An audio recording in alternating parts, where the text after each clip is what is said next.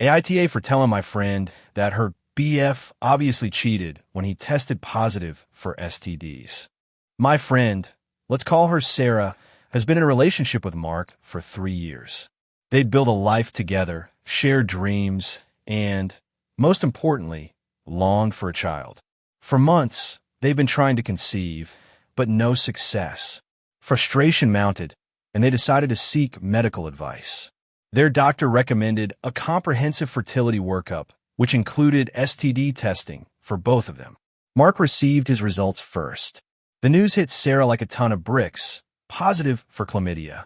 She immediately jumped to the conclusion that this was the reason for their infertility, assuming she'd been silently carrying the infection since the start of their relationship, causing irreparable damage. "Oh my God," she wailed, calling me. "This explains everything. That's why we can't get pregnant." I listened, trying to be supportive, but a nagging doubt lingered. "Wait," I said cautiously. "You're assuming you have it too?" "Of course," she replied, her voice thick with panic. "It's been 3 years. We've been together exclusively." A few days later, Sarah called me again, her voice trembling. My results came back, she whispered, negative. Completely negative. The silence that followed was heavy with unspoken implications. I knew I had to tread carefully, but I couldn't ignore the glaringly obvious. "Sarah," I began gently, "this doesn't make sense. If you don't have it, and he does, it means—" "No," she cut me off, her voice rising. "No, you're wrong. There's no way he cheated. He wouldn't. He loves me." I tried to reason with her, laying out the facts as calmly as possible. "Sarah, chlamydia is a sexually transmitted infection. It's not something you get from a toilet seat. It's not something that lies dormant for years without causing symptoms. The timeline simply doesn't add up." She countered with a barrage of excuses, each one more desperate than the last. Maybe it was a false positive. Maybe he picked it up from public restroom. We use each other's phones all the time. I'd see something. He's been stressed at work. He would never betray me. I understood her denial. It's painful to confront the possibility of infidelity, but I couldn't stand by and watch her deceive herself. "Sarah," I said, my voice firm but gentle, "you need to consider the possibility that he cheated. It's not about accusing him. It's about protecting yourself. You deserve the truth." Her denial turned to anger. "You're just trying to ruin my relationship," she shouted. "You've always been jealous of us." I was stunned. "That's not true, Sarah. I'm worried about you. I care about you." "Well, I don't need your judgment," she snapped and hung up.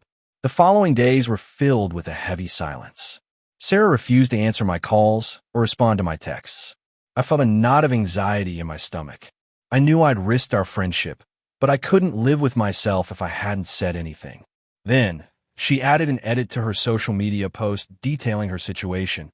He recently stopped wanting to have S*X with her. Now, all of a sudden, he tests positive for chlamydia? I don't think this is just a coincidence. This new information made me even more certain that my concern was valid. I started to wonder if I had overstepped. Was I wrong to push her so hard? Perhaps I should have just let her figure out on her own.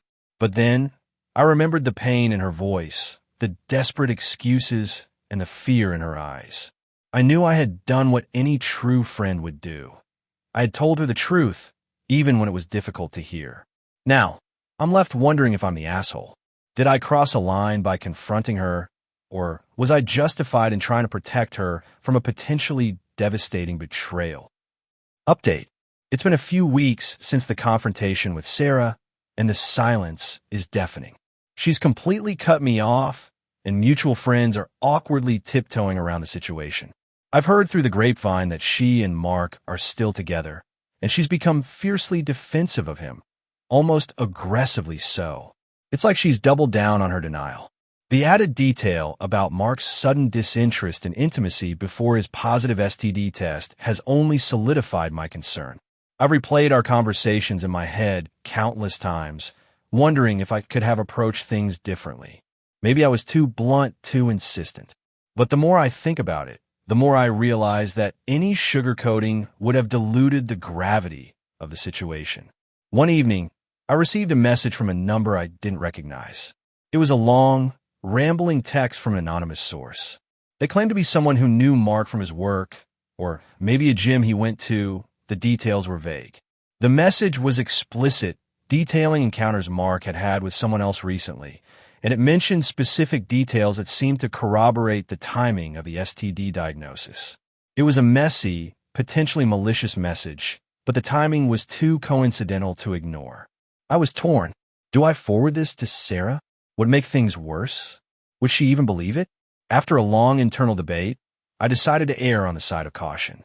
I forwarded the message with a simple, "I don't know if this is true, but I thought you should see it." A few days later, I received a call from Sarah, her voice raw and strained. "We talked," she said, her voice barely a whisper. "About everything." She didn't elaborate, but I could hear the pain and disillusionment in her voice. There was a long pause, and then she said, "Thank you. Even if I was angry, you were right to say something." She then told me that Mark had confessed to an affair, a short-term affair, and that he was incredibly sorry. She was still processing it all, and she didn't know what her future would look like. The update is bittersweet. I'm relieved that she knows the truth, but I'm devastated for her. It's a painful validation of my suspicions. The friendship is still fragile, but there's a glimmer of hope that it can be rebuilt. I've learned a hard lesson about the delicate balance between honesty and compassion. I'm also reminded that true friendship means being willing to risk discomfort for the sake of someone you care about.